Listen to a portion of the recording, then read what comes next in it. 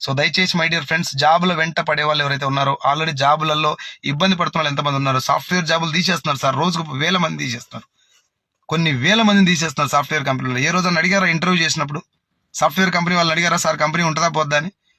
Direct selling company వాళ్ళు network marketing industry నుంచి ఒక అతను ఇంటికి వచ్చి, సార్ ఒక ప్రోడక్ట్ గురించి నీకు చెప్తాను, ఒక వండర్ఫుల్ ఇండస్ట్రీ ఉంది, నువ్వు తలుచుకుంటే నీ తలరాత మారిపోతుంది, గట్టిగా కష్టపడితే మనకి ఇందులో డ్రీమ్స్ ఫుల్ఫిల్ అయితే అంటే మస్తుగా చూసినాం, ఇట్లాంటివి చాలా చూసినాం. సాఫ్ట్వేర్ ఇండస్ట్రీ అంత పొటెన్షియల్ ఉన్నటువంటి ఇండస్ట్రీలో తీసి తన్ని లోపల బయట పడేస్తున్నారు చాలా మందికి ఇప్పుడు ఎంప్లాయీస్ ని, కనీసం వాళ్ళ మొహం కూడా చూడకుండా. ఫ్యామిలీస్ ఒక ఎంప్లాయీ రోడ్డు మీద పడ్డాడంటే వాళ్ళ ఫ్యామిలీ మొత్తం రోడ్డు మీద పడ్డట్టే కదా సార్. మరి సాఫ్ట్వేర్ ఇండస్ట్రీని ఎవరైనా ఫేక్ ఇండస్ట్రీ అంటారా ఇప్పుడు? అనరు.